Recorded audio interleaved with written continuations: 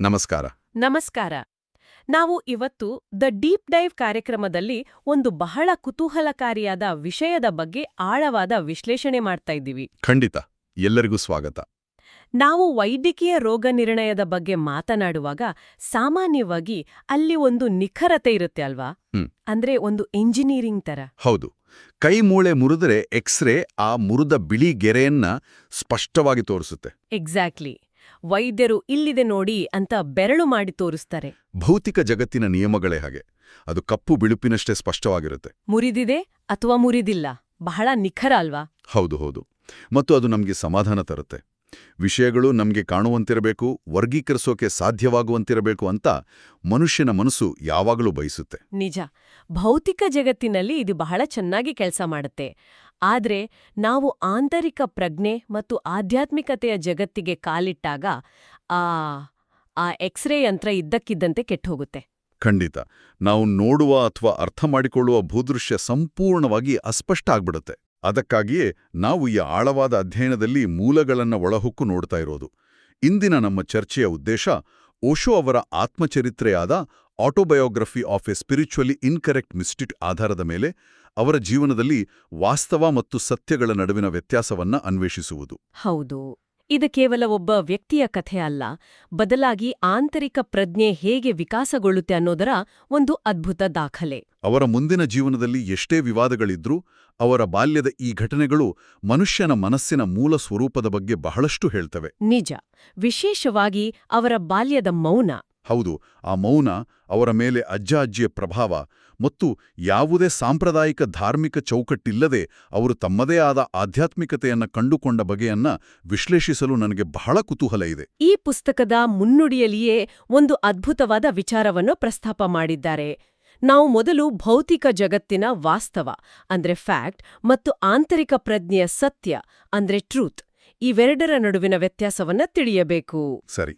ಇತಿಹಾಸ ಕೇವಲ ವಾಸ್ತವಗಳನ್ನ ಮಾತ್ರ ದಾಖಲಿಸುತ್ತೆ. ಅಂದ್ರೆ ನಿರ್ದಿಷ್ಟ ಸಮಯ, ದಿನಾಂಕ ಮತ್ತು ಸ್ಥಳದಲ್ಲಿ ನಡೆದ ಘಟನೆಗಳನ್ನ. ಆದರೆ ಓಶೋ ಅವರ ಪ್ರಕಾರ ನಿಜವಾದ ಸತ್ಯ ಭೌತಿಕ ಪ್ರಪಂಚದಲ್ಲಿ ಜರುಗುದಿಲ್ಲ ಅಲ್ವಾ? ಎಕ್ಸಾಕ್ಟ್ಲಿ. ಅದು ಪ್ರಜ್ಞೆಯಲ್ಲಿ ಜರುಗುತ್ತೆ. ಓಕೆ. ಇದನ್ನ ಸ್ವಲ್ಪ ವಿವರವಾಗಿ ಬಿಡಿಸಿ ನೋಡೋಣ.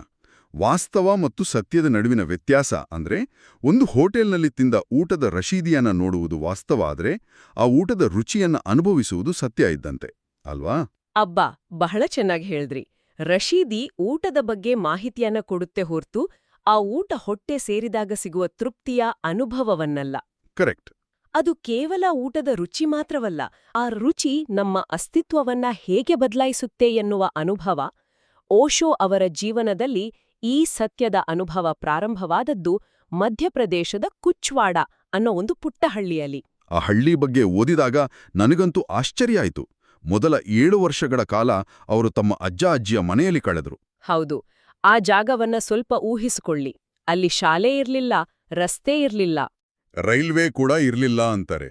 ಒಂದು ಪೋಸ್ಟ್ ಆಫೀಸ್ ಕೂಡ ಇರ್ಲಿಲ್ವಂತೆ. ಕೇವಲ ಕಮಲದ ಕೊಳ, ಬಿಳಿ ಕೊಕ್ಕರೆಗಳು ಮತ್ತು ಪ್ರಕೃತಿಯ ಆಳವಾದ ನೀರವತೆ ಇತ್ತು.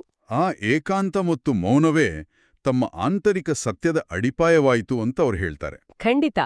ಇಲ್ಲಿ ಆ ಮೌನದ ಹಿಂದಿನ ಮನೋವಿಜ್ಞಾನ ಬಹಳ ಮುಖ್ಯವಾದದ್ದು. ಆ ಮೌನ ಅವರ ಮೇಲೆ ಬಲವಂತವಾಗಿ ಹೇರಿದ ಮೌನ ಆಗಿರ್ಲಿಲ್ಲ. ಅಂದ್ರೆ ಮಕ್ಕಳು ಗಲಾಟೆ ಮಾಡಿದ್ರೆ ಪೋಷಕರು ಸುಮ್ನಿರೋ ಇಲ್ದಿದ್ರೆ ಹೊಡೆಯುತ್ತೇನೆ ಅಂತ ಹೆದರಿಸಿ ಬರಿಸುವ ಕೃತಕ ಮೌನ ಅದಾಗಿರ್ಲಿಲ್ಲ. ಹೌದು. ಅದು ಅವರೊಳಗಿನಿಂದಲೇ ಸಹಜವಾಗಿ ಹೊಮ್ಮಿದ ಆನಂದದಾಯಕ ಮೌನವಾಗಿತ್ತು. ನಗರದಲ್ಲಿ ಬೆಳೆಯುವ ಮಗುವಿನ ಮೆದುಳು ಸದಾ ಶಬ್ದ, ವಾಹನಗಳ ಸದ್ದು ಇವುಗಳಿಗೆ ಒಗ್ಗಿಕೊಳ್ಳುತ್ತಾ ಒಂದು ರೀತಿಯ ರಕ್ಷಣಾ ಕವಚವನ್ನ ನಿರ್ಮಿಸಿಕೊಳ್ಳುತ್ತೆ. ಆದರೆ ಕುಚ್ವಾಡದ ಆ ಶಬ್ದರಹಿತ ವಾತಾವರಣದಲ್ಲಿ ಓಶೋ ಅವರ ಮೆದುಳು ಸಂಪೂರ್ಣವಾಗಿ ತೆರೆದುಕೊಂಡಿತ್ತು ಅಲ್ವಾ? ನಿಜ. ಅವರ ಅಜ್ಜ-ಅಜ್ಜಿಗೆ ಈ ಮಗುವಿನ ಮೌನದ ಅರಿವಿತ್ತು ಮತ್ತು ಅದನ್ನ ಯಾವುದೇ ಕಾರಣಕ್ಕೂ ಭಂಗ ಮಾಡಬಾರದು ಅನ್ನೋ ಎಚ್ಚರಿಕೆಯೂ ಇತ್ತು. ಒಂದ್ನಿಮಿಷ. ಒಂದು ಮಗುವನ್ನ 7 ವರ್ಷಗಳ ಕಾಲ ಯಾವುದೇ ಶಿಕ್ಷಣವಿಲ್ಲದೆ, ನಿಯಂತ್ರಣವಿಲ್ಲದೆ ಕಾಡುಮೃಗದಂತೆ ಬೆಳೆಯಲು ಬಿಡುವುದು ಹುಚ್ಚುತನ ಅಲ್ವಾ? ಖಂಡಿತ ಹುಚ್ಚುತನೆ. ಊಹಿಸಿ, ಇಂದಿನ ಜಗತ್ತಿನಲ್ಲಿ ಇದು ಎಷ್ಟು ಅಪಾಯಕಾರಿ. ನಾವು ನಮ್ಮ ಮಕ್ಕಳನ್ನ ಒಂದು ಕ್ಷಣವೂ ಕಣ್ಣಿಂದ ದೂರ ಬಿಡುವುದಿಲ್ಲ. ಹೌದು. ಪ್ರತಿ ನಿಮಿಷವೂ ಏನು ಮಾಡಬೇಕು ಅಂತ ನಿರ್ದೇಶನ ನೀಡ್ತಾನೇ ಇರ್ತೀವಿ. ಓಶೋ ಅವರ ತಂದೆಗೂ ಇದೇ ಆತಂಕ ಇತ್ತು. ಆದ್ರೆ ಓಶೋ ಅವರ ಅಜ್ಜಿಯ ನಿರ್ಧಾರದ ಹಿಂದಿನ ಅಪಾಯ ಮತ್ತು ಉದ್ದೇಶ ಎರಡೂ ಬಹಳ ಸ್ಪಷ್ಟವಾಗಿತ್ತು ಅಂತ ನನಗನ್ಸುತ್ತೆ. ಹೌದು, ಸಮಾಜದ ನಾಗರಿಕತೆ, ಶಿಷ್ಟಾಚಾರ ಮತ್ತು ಶಿಕ್ಷಣ ಅನ್ನೋದು ಮಗುವಿನ ಸಹಜತೆಯನ್ನ ಕೊಲ್ಲುತ್ತೆ ಅನ್ನೋದು ಅವ್ರಿಗೊತ್ತಿತ್ತು. ಅವರು ಆ ಅಪಾಯವನ್ನ ಉದ್ದೇಶಪೂರ್ವಕವಾಗಿಯೇ ತೆಗೆದುಕೊಂಡ್ರು. ಒಮ್ಮೆ ಅವರ ಅಜ್ಜಿ, ನಾಳೆ ಇವನ ತಂದೆ ತಾಯಿ ಮಗನಿಗೆ ಏನೂ ಕಲಿಸಿಲ್ಲ ಅಂತ ನಮ್ಮನ್ನ ದೂಷಿಸ್ತಾರೆ ಅಂತ ಹೆದರಿದಾಗ ಅಜ್ಜಿ ಒಂದು ಅದ್ಭುತವಾದ ಮಾತು ಹೇಳ್ತಾರೆ. ಹೌದು, ಈ ಜಗತ್ತಿನಲ್ಲಿ ಎಲ್ಲರೂ ಸುಸಂಸ್ಕೃತರಾಗಿದ್ದಾರೆ, ಆದ್ರೆ ಅದರಿಂದ ಏನು ಪ್ರಯೋಜನ? ಮಗು ತನ್ನ ನೈಸರ್ಗಿಕ ರೂಪದಲ್ಲಿ ಬೆಳೆಯಲಿ ಅಂತ. ಆ ಕಾಡು ಮೃಗದಂತಹ ಸ್ವಾತಂತ್ರ್ಯವೇ ಮಗುವಿನ ನಿಜವಾದ ಮುಗ್ಧತೆಯನ್ನ ಕಾಪಾಡುತ್ತೆ ಅನ್ನೋದು ಆಕೆಯ ದೃಢ ನಂಬಿಕೆಯಾಗಿತ್ತು. ಆ ಅಜ್ಜಿ ನಿಜಕ್ಕೂ ಅಸಾಧಾರಣ ಮಹಿಳೆ. ಖಂಡಿತವಾಗಿಯೂ. ಅವರು ಓಶೋ ಅವರನ್ನ ಮತಾಂತರ ಮತ್ತು ಸಾಮಾಜಿಕ ಕಟ್ಟುಪಾಡುಗಳಿಂದ ಸಂಪೂರ್ಣವಾಗಿ ರಕ್ಷಿಸಿದ್ರು. ಅಜ್ಜ ಅಜ್ಜಿ ಇಬ್ರೂ ಮಗುವಿಗೆ ಅದ್ಭುತವಾದ ಸ್ವಾತಂತ್ರ್ಯವನ್ನ ನೀಡಿದ್ರಲ್ವಾ? ಅವರ ಅಜ್ಜ ಎಷ್ಟು ತಾಳ್ಮೆಯುಳ್ಳವರಾಗಿದ್ರು ಅಂದ್ರೆ, ಓಶೋ ಎಷ್ಟೇ ತೊಂಟಾಟ ಮಾಡಿದ್ರೂ ದೇವಸ್ಥಾನದ ಗೊಂಚಲುಗಳಿಂದ ಗಾಜಿನ ಹರಳುಗಳನ್ನ ಕದ್ರೂ ದಂಡಿಸ್ತಿರ್ಲಿಲ್ಲ. ಏನ್ ಗೊತ್ತಾ, ಅವರು ನಾನು ನನಗೆ ದಂಡನೆ ಕೊಟ್ಕೊಳ್ಳಬಲ್ಲೆ, ಆದ್ರೆ ನಿನಗಲ್ಲ ಅಂತಿದ್ರಂತೆ. ಇದು ಒಂದು ಮಗುವಿನ ಮನಸ್ಸಿನ ಮೇಲೆ ಎಷ್ಟು ಪ್ರಭಾವ ಬೀರಬಹುದು ನೋಡಿ. ಹೌದು, ತಪ್ಪು ಮಾಡಿದಾಗ ಶಿಕ್ಷೆ ಸಿಗುತ್ತೆ ಅನ್ನೋ ಭಯವಿಲ್ಲದೆ ಬೆಳೆದ ಮಗು ಜೀವನದಲ್ಲಿ ಯಾವುದಕ್ಕೂ ಹೆದರೋದಿಲ್ಲ. ಮತ್ತು ಅಜ್ಜ ಎಂದೂ ಓಶೋಗೆ ನನ್ಜೊತೆ ದೇವಸ್ಥಾನಕ್ಕೆ ಬಾ ಅಂತ ಬಲವಂತ ಮಾಡ್ಲಿಲ್ಲ. ನೀನು ಜೈನ, ನೀನು ಈ ದೇವರನ್ನೇ ಪೂಜಿಸಬೇಕು ಅಂದ ಮಿದುಳಿಗೆ ತುಂಬುವ ಕೆಲ್ಸ ಮಾಡ್ಲಿಲ್ಲ.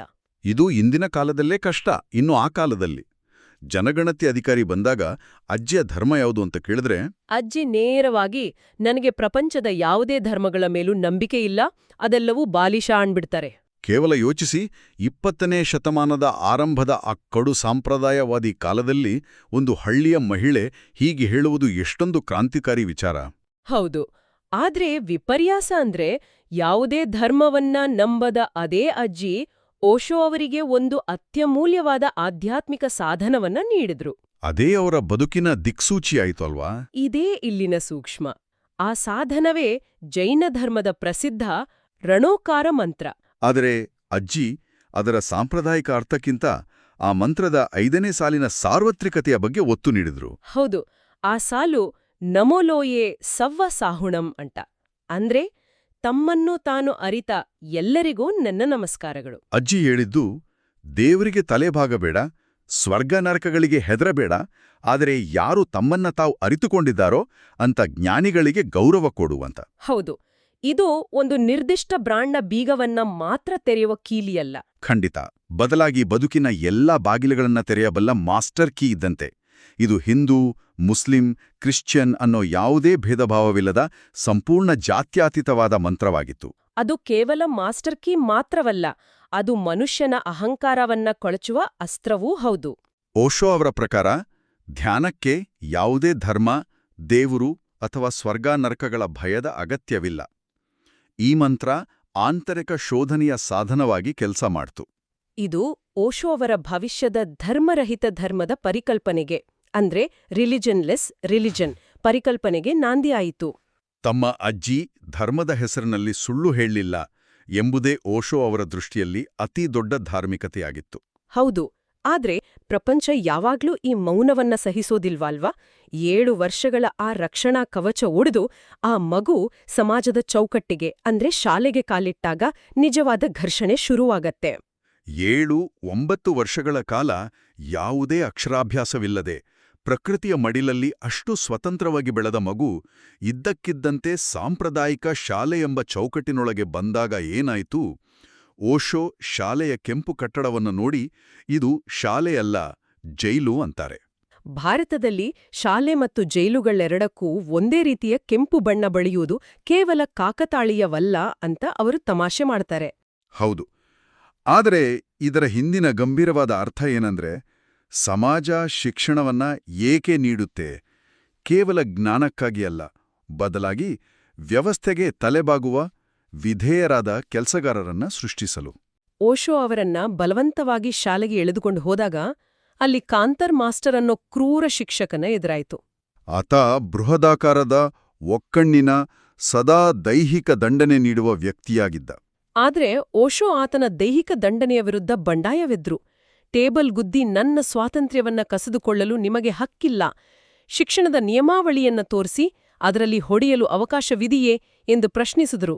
ಅಬ್ಬಾ, ಅವರು ಶಾಲೆಯನ್ನ ಕೇವಲ ಪಾಠ ಕಲಿಯುವ ಜಾಗ ಅಂತ ನೋಡ್ಲಿಲ್ಲ. ಬದಲಾಗಿ ತಮ್ಮ ವೈಯಕ್ತಿಕ ಸ್ವಾತಂತ್ರ್ಯವನ್ನ ಉಳಿಸಿಕೊಳ್ಳುವ ಹೋರಾಟದ ಕಣವನ್ನಾಗಿ ಮಾಡಿಕೊಂಡ್ರು. ಮತ್ತು ಅವರ ಈ ಸ್ವಯಂ ನಿರ್ದೇಶಿತ ಕಲಿಕೆಯ ವಿಧಾನ ಅವರ ಜೀವನದುದ್ದಕ್ಕೂ ಮುಂದುವರಿಯಿತು. ತರಗತಿಯ ಭೌಗೋಳಿಕ ಪಾಠಗಳಿಗಿಂತ ನದಿ ತೀರದ ಏಕಾಂತದಲ್ಲಿ, ಸ್ಮಶಾನದ ಮೌನದಲ್ಲಿ ಅವರು ಜೀವನದ ಸತ್ಯಗಳನ್ನ ಸ್ವಯಂ ಪ್ರೇರಣೆಯಿಂದ ಕಲಿತರು. ಆಸಕ್ತಿದಾಯಕ ಸಂಗತಿ ಏನಂದ್ರೆ, ಶಾಲೆ ಕಾಲೇಜುಗಳನ್ನ ವಿರೋಧಿಸಿದ ಇದೇ ಮಗು ಮುಂದೆ ಉನ್ನತ ವ್ಯಾಸಂಗದಲ್ಲಿ ತತ್ವಶಾಸ್ತ್ರದಲ್ಲಿ ಪ್ರಥಮ ಶ್ರೇಣಿಯಲ್ಲಿ ಉತ್ತೀರ್ಣರಾಗಿ ಹೌದು, ಅದೇ ವಿಶ್ವವಿದ್ಯಾಲಯದಲ್ಲಿ ಪ್ರಾಧ್ಯಾಪಕರಾದರು. ಖಂಡಿತ. ಅದೂ ಕೂಡ ಕೇವಲ ಉದ್ಯೋಗ ಪಡೆಯಲಿಕ್ಕಲ್ಲ ಅಥವಾ ವ್ಯವಸ್ಥೆಗೆ ಶರಣಾಗ್ಲಿಕ್ಕಲ್ಲ. ತಾವು ಯಾರ ವಿರುದ್ಧ ಹೋರಾಡಬೇಕಾಡಿದೆಯೋ ಆ ಬುದ್ಧಿಜೀವಿಗಳ ಶಸ್ತ್ರಾಸ್ತ್ರಗಳನ್ನ, ಅಂದ್ರೆ ತರ್ಕ ಮತ್ತು ಜ್ಞಾನವನ್ನ ಅವರದೇ ನೆಲೆಯಲ್ಲಿ ಅರ್ಥಮಾಡಿಕೊಳ್ಳಲು ಅವರು ಲೈಬ್ರರಿಯಲ್ಲಿ ದಿನಗಟ್ಲೆ ಕಳೆಯುತ್ತಿದ್ರು. ಶತ್ರುವಿನ ಅಸ್ತ್ರವನ್ನ ಅವರಿಗಿಂತ ಚೆನ್ನಾಗಿ ಬಳಸೋದನ್ನ ಅವರು ಕಲಿತರು. ಮತ್ತು ಅವರು ಪ್ರಾಧ್ಯಾಪಕರಾದಾಗ್ಲೂ ತಮ್ಮ ವಿದ್ಯಾರ್ಥಿಗಳಿಗೆ ಇದೇ ಸ್ವಾತಂತ್ರ್ಯ ಮತ್ತು ಪ್ರಶ್ನಿಸುವ ಮನೋಭಾವವನ್ನ ಕಲಿಸಿದ್ರು. ತರಗತಿಗಳನ್ನ ಏಕತಾನತೆಯ ಭಾಷಣಗಳ ಬದಲು ಚರ್ಚಾಕೂಟಗಳನ್ನಾಗಿ ಮಾಡಿದ್ರಲ್ಲ. ಹೌದು. ಸಾಂಪ್ರದಾಯಿಕ ಪದವಿಗಳ ಬಗ್ಗೆ ಅವರಿಗಿದ್ದ ಅಸಡ್ಡೆಗೆ ಅವರ ಈ ಗ್ರಾಮೀಣ ಸ್ವತಂತ್ರ ಬಾಲ್ಯದ ಅನುಭವಗಳೇ ಕಾರಣ. ಅವರ ಪ್ರಕಾರ ನಿಜವಾದ ಶಿಕ್ಷಣ ಅಂದ್ರೆ ಕೇವಲ ಮಾಹಿತಿಯನ್ನ ತಲೆಗೆ ತುಂಬಿಕೊಳ್ಳೋದಲ್ಲ, ಬದಲಾಗಿ ಸ್ವಂತಿಕೆಯನ್ನ ಬೆಳೆಸ್ಕೊಳ್ಳೋದು. ಆ ಪ್ರಶ್ನಿಸುವ ಮನೋಭಾವ ಶಾಲೆಗೆ ಮಾತ್ರ ಸೀಮಿತವಾಗಿರಲಿಲ್ಲ. ಅವರ ಬಂಡಾಯದ ಅತ್ಯುತ್ತಮ ಉದಾಹರಣೆ ಅಂದ್ರೆ ಶಾಂತಿಸಾಗರ್ ಅನ್ನೋ ಬೆತ್ತಲೆ ಜೈನಮುನಿಯನ್ನ ಅವರು ಪ್ರಶ್ನಿಸಿದ ಘಟನೆ. ಆ ಘಟನೆಯನ್ನ ಅರ್ಥ ಮಾಡ್ಕೊಳ್ಳಲು ನಾವು ಜೈನ ಧರ್ಮದ ಸಲ್ಲೇಖನ ಅಥವಾ ಸಂಧಾರ ವ್ರತದ ಹಿಂದಿಲ ಮನೋವಿಜ್ಞಾನವನ್ನ ತಿಳಿಯಬೇಕು.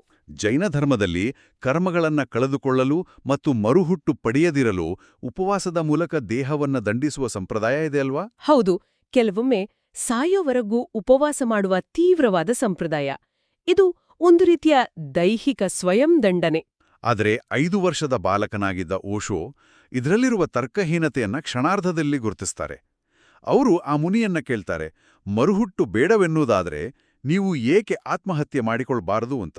ಹೌದು, ನದಿ ಹರಿತಿದೆ, ಬಂದು ಹಾರಿಬಿಡಿ, ಇಷ್ಟೊಂದು ಕಷ್ಟಪಟ್ಟು ಉಪವಾಸ ಮಾಡುವುದ್ಯಾಕೆ ಅಂತೆ ನೇರವಾಗಿ ಕೇಳ್ತಾರೆ. ಆ 5 ವರ್ಷದ ಮಗುವಿನ ಸರಳ ತರ್ಕಕ್ಕೆ ಮುನಿಗೆ ಉತ್ತರ ಕೊಡಲಾಗದೆ ಕೋಪ ಬರುತ್ತೆ. ಆತ್ಮಹತ್ಯೆ ಪಾಪ, ನನ್ನ ಬಳಿ ಏನೂ ಇಲ್ಲ, ನಾನು ಎಲ್ಲವನ್ನೂ ತ್ಯಜಿಸಿದ್ದೇನೆ ಅಂತ ಮುನಿ ಅಂದಾಗ ಓಶೋ ಒಂದು ಅದ್ಭುತ ಪ್ರಶ್ನೆ ಕೇಳ್ತಾರೆ. ನಿಮ್ಮ ಬಳಿ ಏನೂ ಇಲ್ಲದಿರುವಾಗ ನೀವು ಏನನ್ನ ತ್ಯಜಿಸುತ್ತಿದ್ದೀರಿ ಅಂತ ಅಲ್ವಾ? ಇದು ಎಂತಹ ಅದ್ಭುತವಾದ ಪ್ರಶ್ನೆ. ಅಜ್ಜಿ ಈ ಸಂದರ್ಭದಲ್ಲಿ ಓಶೋ ಪರವಾಗಿ ನಿಂತು ಮುನಿಯನ್ನ ತರಾಟೆಗೆ ತೆಗೆದುಕೊಳ್ಳುತ್ತಾರೆ. ಇದು ಸಮಾಜದ ಕಪಟತನವನ್ನ ಬಯಲು ಮಾಡುವ ಘಟನೆ. ಓಶೋ ಅವರ ಪ್ರಕಾರ ಬಂಡಾಯವಿಲ್ಲದೆ ಧರ್ಮವಿಲ್ಲ. ಈ ಘಟನೆಗಳು ಧರ್ಮದ ಹೆಸರಿನಲ್ಲಿ ನಡೆಯುವ ಸ್ವಯಂ ದಂಡನೆ ಮತ್ತು ಮೂಢನಂಬಿಕೆಗಳನ್ನು ತಿರಸ್ಕರಿಸಿ ಜೀವನವನ್ನ ಸಂಪೂರ್ಣವಾಗಿ ಆಚರಿಸುವ ಅವರ ಭವಿಷ್ಯದ ತತ್ವಶಾಸ್ತ್ರವನ್ನ ರೂಪಿಸಿದವು. ಅವರು ಕೇವಲ ತ್ಯಾಗವನ್ನ ಬೋಧಿಸುವ ಬುದ್ಧನಾಗಲು ಬಯಸಲಿಲ್ಲ. ಬದಲಾಗಿ ಅವರು ಝೋರ್ಬಾದಿ ಬುದ್ಧ ಅನ್ನೋ ಹೊಸ ಪರಿಕಲ್ಪನೆಯನ್ನೇ ಜಗತ್ತಿಗೆ ನೀಡಿದರು. ಒಂದು ನಿಮಿಷ, ಬುದ್ಧ ನಮ್ಗೆ ಗೊತ್ತು, ಆದ್ರೆ ಯಾರು ಈ ಝೋರ್ಬಾ? ಝೋರ್ಬಾ ಅನ್ನೋದು ನಿಕಾಸ್ ಕಜಾಂತ್ಸಾಕಿಸ್ ಅನ್ನೋ ಲೇಖಕನ ಗ್ರೀಕ್ ಕಾದಂಬರಿಯೊಂದರ ಪ್ರಸಿದ್ಧ ಪಾತ್ರ. ಓಹೋ. ಆತ ಜೀವನವನ್ನ ಅತ್ಯಂತ ಪ್ರೀತಿಸುವ ವ್ಯಕ್ತಿ. ರುಚಿಯಾದ ಊಟ, ವೈನ್, ಸಂಗೀತ, ನೃತ್ಯ, ಪ್ರೀತಿ, ಭೌತಿಕ ಜಗತ್ತಿನ ಪ್ರತಿಯೊಂದು ಆನಂದವನ್ನು ಅವನು ಅನುಭವಿಸುತ್ತಾನೆ.